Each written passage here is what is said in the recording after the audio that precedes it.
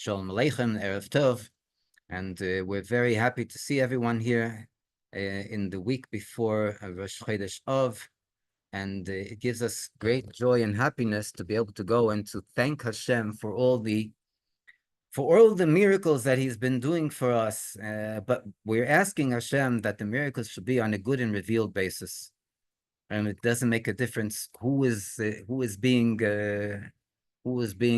dealt with.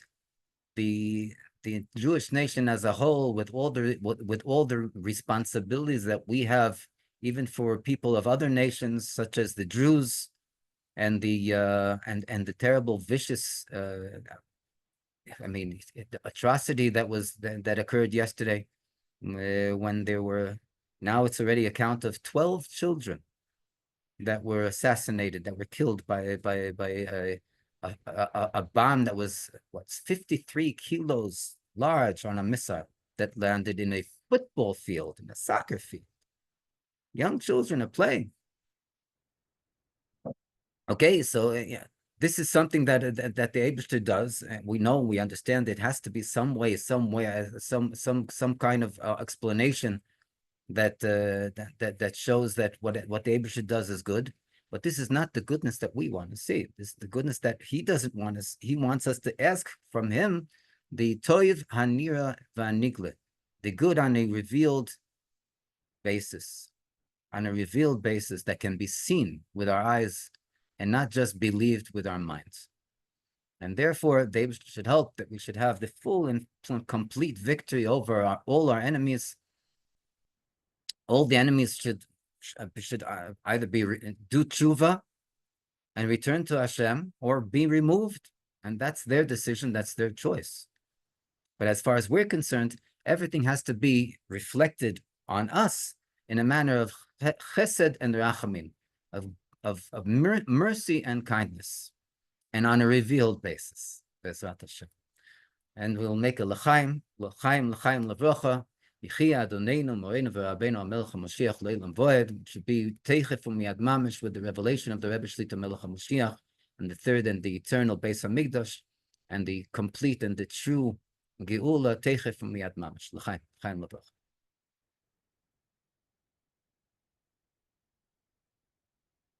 l'vrocha.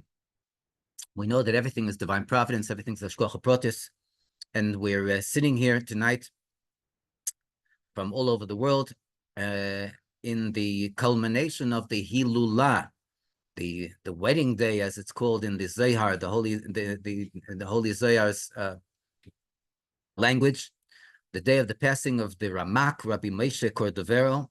He is a local Tzvatonian. He is here next, literally his office is next to the Ari, Rabbi the Ari HaKadosh HaEloki, Rabbi Yitzchak Luria, the Holy Lion. And since it's the day of his Hilula, his day of his passing, it would be only appropriate to go and to tell a story about him, and to connect the story with our day and age as well. We're told that a short while before the Ramak passed away, the Ari, Rabbi Yitzchak Luria, arrived from Mitzrayim. He arrived back to Eretz Yisrael, where he originally came from. He arrived back to Eretz Yisrael from Egypt, and he was here on Shlichus. He was appointed by Eliyahu HaNavi, who was his personal instructor, that taught him all the secrets of the Torah, of the secrets of the Kabbalah, to go back to Tzfas. And his shlichus was not such a simple one. He had to go into take under his wing the great Rabbi Chaim Vital, who was meant to be his prodigy and continuer. But he had less than 2 years to do it. Less than 2 years. Nevertheless, when he came, he was studying. He was not that well known, but he came and he was studying amongst the students of the Ramak, Rabbi Moshe Cordevero. Amongst one of the most blatant differences between the teachings of the Ramak and the teachings of the Ari HaKodesh, the Holy Lion, Rabbi Yitzchak Luria, we find in one of the major foundations of Kabbalah, which is the fact that the world is created in 4 worlds. The world is the creation is made up of 4 worlds: Atzilus, Bria, Yetzira, and Asiya. But each of these worlds is divided up into 10 sfirot, 10 holy emanations of a godliness. And these 10 emanations, there is a difference in opinion what they are comprised of.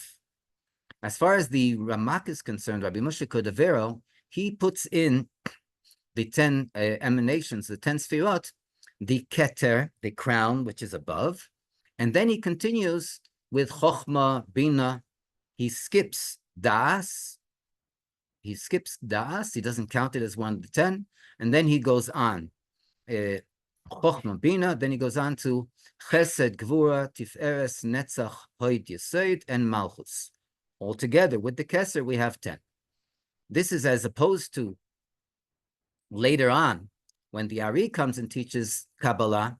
So he comes and teaches that the 10 sfirot, the 10 emanations, is not counting keser, not counting the crown, as it's called in Kabbalistic terminology, which is above the 10 sfirot. It is not part and parcel of the 10 emanations, but he does count das. He does count that which is the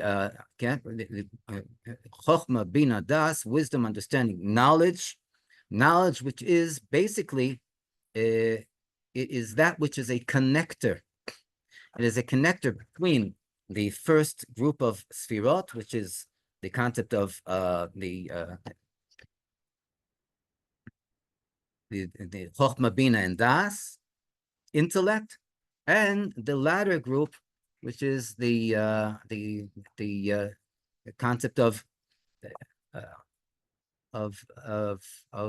the midot. And here we see the difference in one concept, which is a grand foundation in Kabbalah, right? What do we count as the 10 sfirot? But that's not the story. The story is that on the day of his passing, of the Ramak, which was today, the Chof Gimel Tammuz, the 23rd of the month, Hebrew month of Tammuz. So everyone was busy at the escorting the Aron, escorting and participating in the burial of the Ramak, and all of a sudden, when they came to the Har HaChaim, it's called the Mountain of Life, because those that are buried there are great tzaddikim, so they will rise. It's told that they will rise first in Tchias HaMesim, in the resurrection of the dead. They didn't know exactly where to bury the Ramak. They didn't know. And some people said to go one way, some people said to go another way, and they stopped in the middle of the levaya, in the middle of the funeral. And here, the Ari came, and he was there by the funeral, and he said, I don't understand what the doubt is, what the problem seems to be. And they said, what do you mean? We don't know where to bury him. So he says, you just have to follow the pillar of fire that is going to the place of the burial. And they said, what? What are you talking about? What pillar of fire? And yonder and behold, as they raised their eyes, they saw a pillar of fire that was slowly traveling toward the place of the burial of the Ramak, Rabbi Moshe Cordevero. Now, this was quite a surprise for all the great scholars and students, disciples of the Ramak, because only this newcomer that just arrived from Egypt was able to see the pillar of fire that established the burial place of the Ramak, and all these great disciples, all great students, were not allowed to see this until the Ari, Rabbi Yitzchak Luria, opened their eyes. And then they came to the conclusion, and this is something that their rabbi, the Rabbi Moshe Cordevero, told them about before he passed.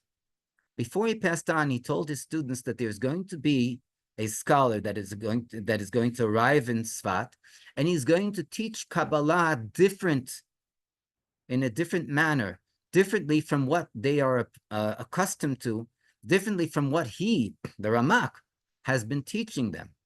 But they shouldn't have any fear. They shouldn't have any inhibitions in regard to the fact that he teaches differently. And the Ramak himself, as their rabbi, as their teacher, told them that they should take him as their leader and teacher in regard to the Kabbalistic teachings, and embrace everything that he instructs them.